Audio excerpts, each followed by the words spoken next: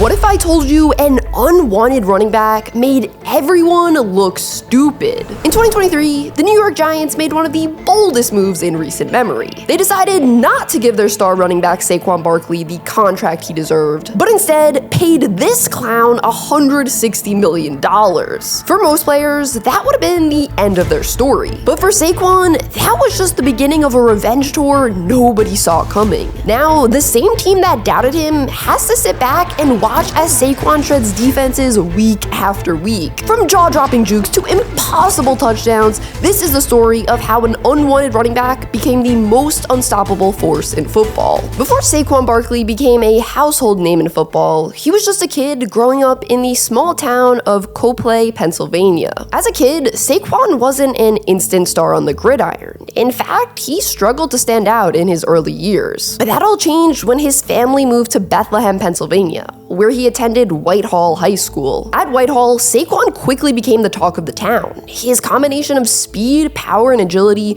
was unlike anything his coaches had ever seen before. During his junior and senior seasons, Saquon rushed for over 3,600 yards and scored 55 touchdowns. By the time he graduated, he was ranked as the 6th best running back in the nation and a 4-star recruit. He had offers from schools like Notre Dame, Pittsburgh, and Rutgers, but decided to commit to Penn State. When Saquon Barkley arrived at Penn State in 2015, the program was still recovering from years of turmoil. Expectations were high for the new top recruit, but few could have predicted just how massive an impact Saquon would have on the Nittany Lions and college football as a whole. From the moment he stepped on the field, it was clear Penn State had found a superstar. In his freshman season, Saquon rushed for 1,076 yards and 7 touchdowns, which broke the school's freshman rushing record. He wasn't just a good player, he was a game changer, the kind of talent that could single-handedly swing a game's momentum. But his sophomore season is when things really took off. In 2016, Saquon put up 1,496 rushing yards,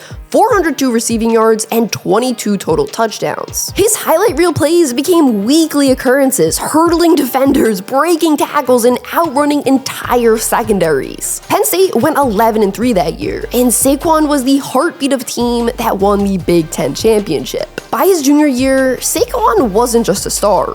He was a national phenom. He racked up over 1,900 all-purpose yards and scored 21 touchdowns, cementing his reputation as one of the most versatile and electrifying players in college football. His ability to impact the game as a runner, receiver, and even a kick returner made him a nightmare for opposing defenses. By the end of his college career, Saquon had 5,038 all-purpose yards and 51 total touchdowns, placing him among the greatest players in Penn State history. He earned back-to-back Big Ten Offensive Player of the Year awards and finished 4th in the Heisman Trophy voting in 2017. But beyond the numbers, what made Saquon special was his leadership and character. He became the face of the program, lifting Penn State back into national relevance. During the pre-draft process, Saquon wasn't just considered a top prospect. He was viewed as a generational talent, the kind of player who could transform an entire franchise. He was graded as the best prospect in the 2018 draft class, with a grade of 7.45 out of 8,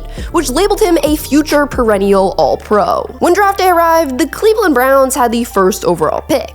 Many speculated that they may take Barkley, but the team opted to go with quarterback Baker Mayfield instead. That left the New York Giants with a big decision at number 2. Despite having needs elsewhere, particularly at quarterback, the Giants made the bold choice to select Saquon Barkley, believing he could be the cornerstone of their offense for years to come. The pick sparked plenty of debate, though. Critics argued that taking a running back so high was risky, especially in a league that was dominated by quarterbacks. But for the Giants, Saquon was different. They weren't just drafting a player, they were drafting a potential franchise savior. The fans loved him, the media couldn't stop talking about him, and his college dominance left everyone eager to see what he could do at the next level. The expectations were sky high as Saquon prepared to make the leap to the NFL. Could he live up to the hype? Could he carry the weight of being a top draft pick in one of the league's biggest markets? Well, Saquon Barkley's rookie season wasn't good. It was historic. pick. From the very first snap, it was clear that the hype surrounding him was justified.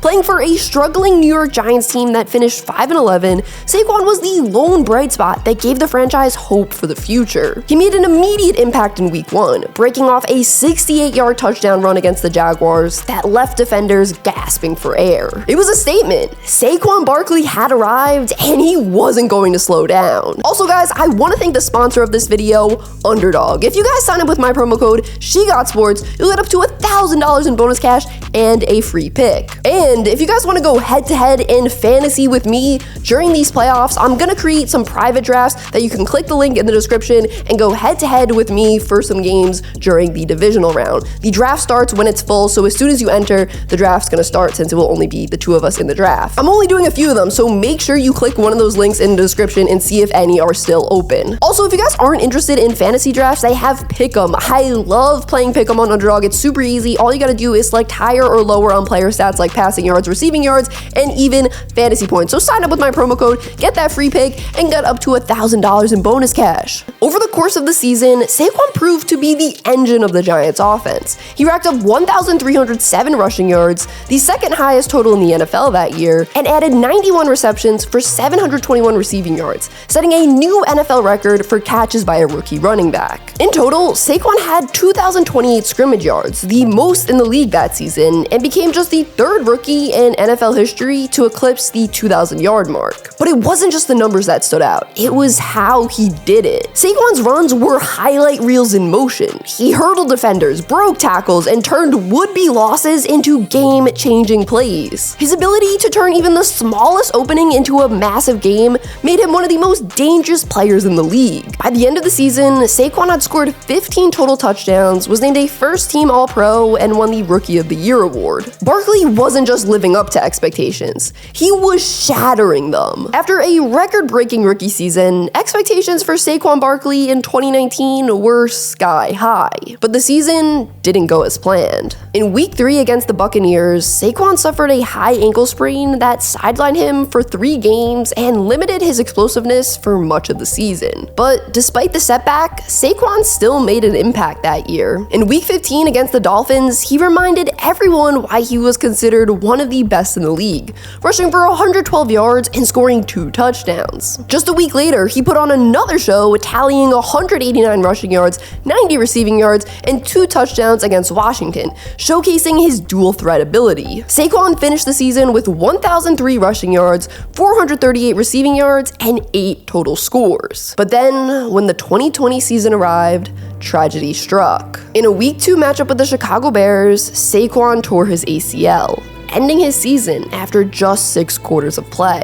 It was a devastating blow, not only to Saquon, but also to the Giants, who had built their offense around him. However, Barkley was determined to return better than ever. He returned to the field in Week 1 of the 2021 season, but wasn't quite the same dynamic player fans had grown accustomed to seeing. Early in the year, he showed flashes of his old self, including a 54-yard touchdown run in Week 4. But unfortunately, his momentum was stopped once again, when he suffered yet another ankle injury in Week 5, forcing him to miss another 4 games. The narrative around Barkley then began to shift. Could he ever regain his dominance? Or was his career going to be a big what if that was ruined by injuries? In 2022, Saquon Barkley silenced the doubters. Fully healthy for the first time in years, he exploded back onto the scene, reminding everyone why he was once considered the best running back in football. He started the season with a bang, racking up 164 rushing yards and the game-winning 2-point conversion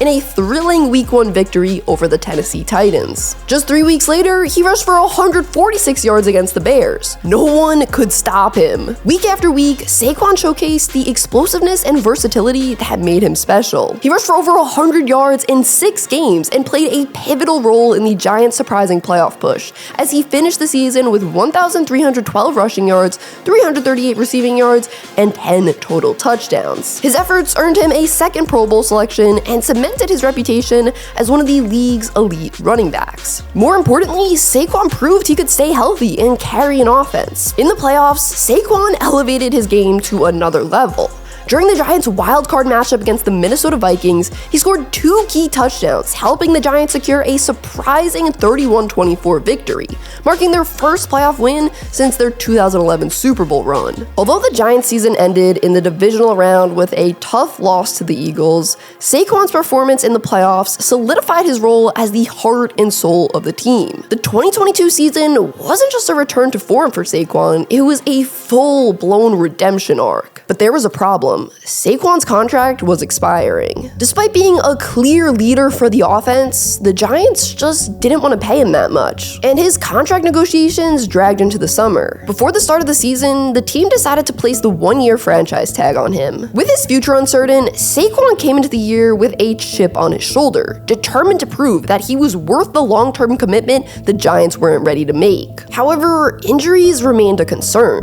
Saquon continued to battle through nagging injuries, including an ankle issue that slowed him down at times. As the Giants made a run for the playoffs in the latter half of the season, Saquon's role only became more crucial. It was clear that the team's success depended on him, and he continued to rise to the occasion. Unfortunately, the Giants missed the playoffs, but Saquon made one thing clear. He was a player worth investing in for the future of the Giants. Or at least we thought. Or at least Giants owner John Mara thought. Or at least everyone but Giants GM Joe Schoen thought. Well, after giving quarterback Daniel Jones a massive contract, Joe Schoen didn't believe they should give Barkley a long, lucrative deal. For Saquon, this was a gut punch. After everything he had given to the team, the highlight reel plays, the game-winning touchdowns, the leadership, he found himself on the open market. The contract disputes, the battles with injuries, and the team's inconsistent play had all led to this uncertain moment. And to make matters even worse, teams around the league weren't really interested in paying running backs anymore. You see, general managers around the league felt like the position was one of the most replaceable and least important on the team. Running backs around the league were struggling to get paid, and Barkley was no exception. But Saquon wasn't about to let his legacy end on a sour note. He was determined to prove that his best football was still ahead of him. And then something crazy happened. Saquon signed with the Giants' division rival, the Eagles. The move sent shockwaves throughout the NFL, adding another layer of drama to an already heated NFC East rivalry. As a Giants fan, I was kinda shocked that he chose Philly at first, considering he said he wanted to be a Giant for life. But I wasn't one of those fans that was like, oh, Saquon, how could you do that? Oh my gosh. I mean, it's a business at the end of the day, and the Giants were the ones that let him walk. He only has a certain amount of time to make as much money as he can for his family. And the Eagles, they gave him a great contract, they have a good offensive line, and they have a legit shot to make the Super Bowl. So it all made sense. In Philly, Saquon became the final piece to an already stacked offense. Paired with Hurts, AJ Brown, and Devontae Smith, Saquon's playmaking ability added a new dimension to an already explosive attack. In his first game as an Eagle, Saquon put on a show, rushing for 109 yards and scoring 3 total touchdowns. Just 2 weeks later, he upped his performance even more, rushing for 147 yards and 2 scores. As the season progressed, Saquon's role continued to evolve. The Eagles utilized him in more creative ways, finding opportunities for him to catch passes out of the backfield, set up mismatches, and create explosive plays on screen passes. He wasn't just a workhorse running back, he was a versatile weapon capable of turning any touch into a highlight reel play. Week after week passed, but nobody in the league could stop him. Finding gaps, running guys over, and even backwards hurdling defenders, Saquon could do it all. But then it happened. In a Week 17 game against the Cowboys, Saquon Barkley rushed for 167 yards, which put him above 2,000 rushing yards for the season. He became one of just 9 running backs to accomplish this feat, and he needed just 101 more yards to set the league's all-time rushing record. And to make it even better, the opportunity to make history would come in the final game of the season against the New York Giants, the team that had let him go. It felt like all the stars had aligned for a storybook ending. How great would that be, breaking the all-time rushing record against your former team that didn't want you? But he never got the chance. The Eagles decided to rest their starters that game after already clinching their playoff spot. Although it's disappointing that Saquon didn't get his chance to break the record, it was the right move, a move that made him 100% ready to go for the playoffs. In Philly's first playoff game versus the Packers, Saquon put the offense on his back. The Eagles' passing game struggled at times, but when Saquon carried the rock, he kept getting first downs. He averaged nearly 5 yards per carry while racking up 119 rushing yards. He could have had a few more yards and scored a touchdown too, but he decided to slide down on the final play of the game so the Eagles could just run out the clock. Also, did you know just a few years ago, the Eagles had the smallest player in the league on their team? And this guy actually went on to shatter tons of records. He was unstoppable. Defenses were so scared of this guy. If you want to know his story, check out this video up here.